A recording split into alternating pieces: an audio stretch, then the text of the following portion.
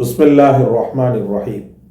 அன்பிற்கும் மிகுந்த மரியாதைக்கும் உரிய எல்லாம் வல்ல அல்லாஹ்வின் நல்லடியார்களே, கடந்த சில நாட்களாக நம்முடைய காணொளிகளை கண்டு அதில் உள்ள வசீஃபாக்களை தொடர்ந்து ஓதக்கூடிய ஒரு சகோதரி நம்மிடத்தில் சொன்ன அவனுடைய வாழ்க்கையின் உண்மை உள்ளத்தை என்னமோ செய்தது. சகோதரர்களே, தொடர்ந்து அவர்கள் அனுபவிக்கின்ற துன்பங்களை சொல்லி நம்மிடத்தில் அதற்குண்டான வசீஃபாவை கேட்டார். நம்மளால் முடிந்ததையும் சொன்னோம். தொடர்ந்து அவர் செய்து வருகிறார். ஆனாலும் அந்த வேதனை வலி உச்சத்தை அடையக்கூடிய நேரத்தில் ஏதாவது ஒரு வகையில் அல்லாஹ் நம் மீது கருணை காட்ட மாட்டானா, அதற்கு எப்போது அல்லாஹ்வுடைய கருணை எனக்கு கிடைக்கும் அப்படின்னு சொல்லிட்டு சொல்லி என்ன செஞ்சிட்டாங்க, அழ ஆரம்பிச்சிட்டாங்க. நாம் அல்ஹம்துலில்லாஹ் ஆறுதல் சொன்னோம். ஆனாலும் படைத்தவன் கொடுக்கக்கூடிய ஆறுதல் தான் தலை சிறந்ததாகவும் என்றும் நிரந்தரமானதாகவும் நித்தியமானதாகவும் இருக்கிறது. அன்பிற்குரியவர்களை, என்ன விஷயத்தை அவர் சொன்னார் அப்படின்னு சொல்லி பார்க்கும்போது, கடுமையான முறையில் தான் சூனியத்தால் பாதிக்கப்பட்டிருக்கக்கூடிய அந்த பேருண்மையை என்னிடத்தில் சொன்னார். மனதை பதற வைக்கக்கூடிய கேடுகட்ட தீய சக்திகளில் சூனியத்துக்கு நிகர் சூனியந்தான். அல்லாஹ் பாதுகாக்க வேண்டும். ரப்புல் ஆலமீனால் அரவணைத்து பாதுகாக்கப்பட்ட சில மக்களை தவிர சில மக்கள் இந்த சூனியத்தில் அகப்பட்டு தன் வாழ்க்கை ஒட்டுமொத்தத்தையும் இழந்து ஒரு பெரும் துன்பத்திற்கும் துயரத்திற்கும் ஆளாகிறார்கள்.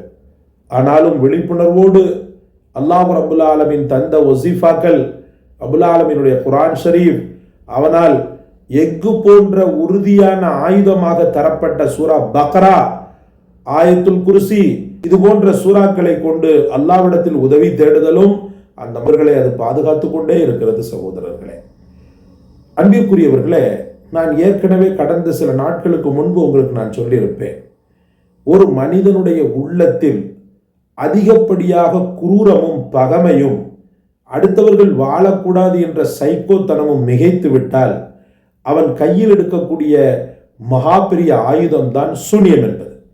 அல்லாஹ் பாதுகாக்க வேண்டும். இந்த சூனியத்தை ஒருத்தன் கையில் எடுக்கிறான்னு சொன்னா மனித இயல்புக்கு துளியும் கூட சம்பந்தம் இல்லாதவன் அவன். ஏன்னா மனித இயல்பே யாரை பார்த்தாலும் இறக்கப்படுறதும், அவங்களுக்கு துன்போன்னு சொல்லி வரும்போது பாவமாக இருக்கிறதும், அட்லீஸ்ட் அவங்களுக்கு உதவி செய்ய முடியாவிட்டாலும் அவங்கள பார்த்து ஒரு சின்ன பச்சாதாபப்படுறதும் தான் இயற்கை. ஆனால் அந்த இயற்கைக்கு துளி கூட சம்பந்தமில்லாத மாற்றமான ஒரு செயல்பாடு ஒருத்தனுக்கு கொடுக்கப்பட்டா அந்த மனித லிஸ்ட்ல இருந்தே அவன் மிருக லிஸ்ட்ல இறங்கி போயிடுறான். அல்லாஹ் குர்ஆன்ல சொல்வான், உலாய்க்க கல் அன்ஆம், அவர்கள் கால்நடைகளை போல, பல்ஹும் அதல், இல்ல அவன் கால்நடையை விட கேடுகட்டவன் அப்படின்னு சொல்லுவான். இந்த கேடுகட்ட நாய்கள் தங்களுடைய வாழ்க்கையில ஒரு ஆத்ம சுகம் கிடைக்கிறது என்பதை இவர்களாக உணர்ந்து கொண்டு, இவர்களாக அதை ஒரு இமேஜினேஷன் பண்ணி கொண்டு, தன்னால் நன்மை செய்ய முடியாவிட்டாலும் தொடர்ந்து தீமை செய்து கொண்டிருக்கின்றன. இந்த கொஞ்ச நாள் வாழ்க்கை, அந்த வாழ்க்கைய அல்லாஹுக்கு பிடித்தமான வழியிலையும் 4 பேருக்கு உகந்த வழிகளையும் கழிக்கிறத விட்டுட்டு உட்கார்ந்துக்கிட்டு இதுக்குன்னு சொல்லி நேரத்தை ஒதுக்கி, இதுக்குன்னு சொல்லி பணங்காசை செலவழித்து இந்த சூனியத்தை செய்து கொண்டு மக்களை அச்சுறுத்தல் வேலையை ஷைத்தான் எப்படி செய்து கொண்டிருக்கிறானோ அதே போல இந்த மனித ஷைத்தான்கள் இந்த சூனியத்தை எடுத்துக்கொண்டு ஆடிக்கொண்டிருக்கின்றன. சகோதரர்களே, இந்த சூனியம் வைப்பவனுக்கெல்லாம் கூடிய விரைவிலேயே புனிஸ்டாப் எல்லாம் வச்சிருவான். நம்ம உறவுல ஒருத்தர் நம்முடைய அந்த பகுதியில் ஒரு பொம்பளை என்ன செய்யணும்னு சொன்னால், இந்த ஆடி மாதம்லாம் வந்துருச்சுன்னா, முஸ்லீம் பொம்பளை ஆடி மாதம் வந்துருச்சுன்னு சொன்னால் கூழ் ஊத்துற, அது ஊத்துற, இது ஊத்துறன்னு சொல்லி ஷிர்கான காரியங்கள் பண்ணும். நம்ம இஸ்லாத்திற்கு அதுக்கு சம்பந்தம் கிடையாது. மாற்று மத மக்கள் அந்த காளியை மாரியை தெய்வமாக வணங்கக்கூடியவர்கள். நமக்கு இஸ்லாத்துக்கும் நம்முடைய இஸ்லாத்திற்கும் அதுக்கு துளி கூட சம்பந்தம் கிடையாது. இதில் பெரிய கொடுமை என்னன்னு சொன்னால், அந்த அம்மா கூழ் ஊற்றக்கூடிய பூஜை பண்ணக்கூடிய அந்த நேரத்தில் நம்முடைய இஸ்லாமிய தாய்மார்கள் போய் என்ன செய்வாங்கன்னா, அந்த கூழை வாங்கி குடிக்கிறதும் அந்த பொம்பளைகிட்ட வந்து ஓதி பார்க்கறது, இந்த மாதிரி காரியங்களை பண்ணிக்கிட்டு இருந்தாங்க. முழுக்க முழுக்க முழுக்க முழுக்க செருக்கு. வேப்பிலையை வச்சு தான் அது ஓதி பார்க்கும், ஒரு ஃபோட்டோவை வச்சுருக்கோம், எனக்கு உள்ள அது இறங்குது அப்படின்னு சொல்ல. அதெல்லாம் நம்ம ஒரு நலன் கருதி, ஏன்னா மற்ற மக்களும் பார்க்கக்கூடிய ஒரு சூழல் இருக்கிறதுனால அவங்களுடைய மனசு கஷ்டப்படுன்றதுனால அந்த தெய்வங்களை எல்லாம் நம்ம குறை சொல்றதுக்கு வரல. நம்ம இஸ்லாத்தில் அது கிடையாது. அப்போ என்ன செய்கிறாருன்னு சொன்னால், நம்முடைய இந்த சொந்தத்தில் ஒருத்தர், நீ இப்படிலாம் பண்ணாத, இப்படிலாம் செய்யாத, இது மார்க்கத்துக்கு உகந்தது கிடையாது, நீ இப்படி ஷிர்கான காரியங்களை பண்ணி அடுத்தவர்களை வழிகெடுத்தேன்னு சொன்னால் எப்படி நீ அல்லாஹ்விடத்தில் போய் பதில் சொல்லுவ அப்படின்னு சொல்லிட்டு போய் அட்வைஸ் பண்ணுறாரு. ஆனால் அந்த பொம்பளை அது கேட்கல. தொடர்ந்து வருமானமும் பார்த்து வருது, ஊர் மக்களையும் கெடுத்துக்கிட்டு வருது. ஊரில் தட்டி கேட்கறதுக்கு உண்டான சூழ்நிலை அந்த காலத்தில், நான் சொல்கிறது வந்து கிட்டத்தட்ட ஒரு 15 வருஷத்துக்கு முன்னாடி, 15-16 வருஷத்துக்கு முன்னாடி சூழ்நிலை, தட்டி கேட்கக்கூடிய சூழ்நிலை அந்த நேரத்தில் யாருக்கு இல்லை. அங்கே உள்ள ஜமாத்து இவங்க அவங்கன்னு சொல்லிட்டு யாருமே வந்து அந்த ஃபேமிலியை போயிட்டு எதிர்த்து நிற்கிறதுக்கு முடியலை. ஏன்னா ஓரஞ்சாரத்தில் ஒரு சில பேர்த்திட்ட அந்த தன்மை இருந்து தொலைஞ்சதுனால அவங்க வந்து எதிர்த்து கேட்க, எங்க நம்மளை வந்து மந்திரம் பண்ணிடுவாளோ மாயம் பண்ணிடுவாளோன்னு சொல்லி பயந்து போய் கிடந்தாங்க. தட்டி கேட்டார், ஒரு வழி பண்ணார், தடுத்து நிறுத்திட்டார். தடுத்து நிறுத்தி போலீஸ் எல்லாம் வந்து ஒரு பெரிய போராட்டமாகி இந்த பொம்பளை என்ன பண்ணிச்சு தெரியுமா, ஒரே மாசத்துல உன் சோழியை நான் தீக்கிறேன் அந்த பொம்பளை சொல்லிச்சு. ஒரே மாசத்துல உன் குடும்பத்தை கருவறுக்கிறனா இல்லையான்னு பாருன்னு சொல்லி அந்த சம்பந்தப்பட்ட பொம்பளை இருக்குது பாருங்க, அந்த பொம்பளை கையை இப்படி பொத்திக்கிட்டு ஒரு சைக்கோ மாதிரி இந்த படங்கள்லாம் காட்டுறான் பாருங்க, அந்த மாதிரி என்ன செஞ்சது சொல்லிச்சு.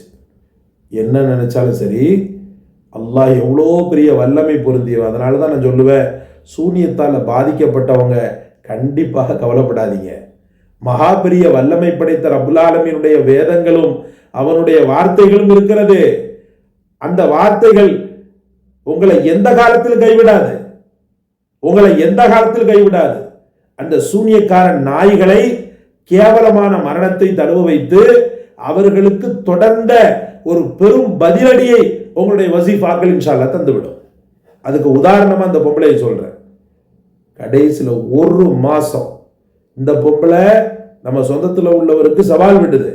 ஆனா அந்த ஒரு மாசத்துல கை கால், அதாவது இந்த ஸ்ட்ரோக் வந்து அது அப்படியே தான் ஆடும் ஒரு மாதிரியா, அந்த ஆடும் கையும் ஆடும் காலும் ஸ்ட்ரோக் வந்து ஒரு நாட்கள்ல, அதாவது ஒரு சில நாட்கள்ல அந்த பொம்பளை பெட்லையே மலம் பாத்ரூம் அது இதுன்னு சொல்லி ஆகி அந்த பொம்பளை அந்த உலகத்தை விட்டு பிரிஞ்சிருச்சு.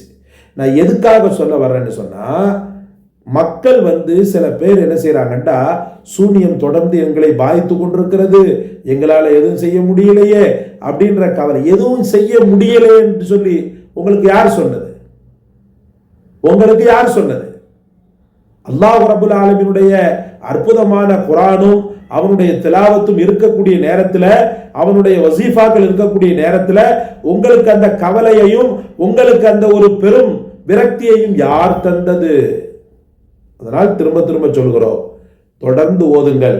இப்போ நான் தரக்கூடிய இந்த வசீஃபா அற்புதமான ஒரு பெரும் ஆற்றலையும் உங்களுக்கு பெரும் பாதுகாப்பையும் தரக்கூடியதாக இருக்கிறது.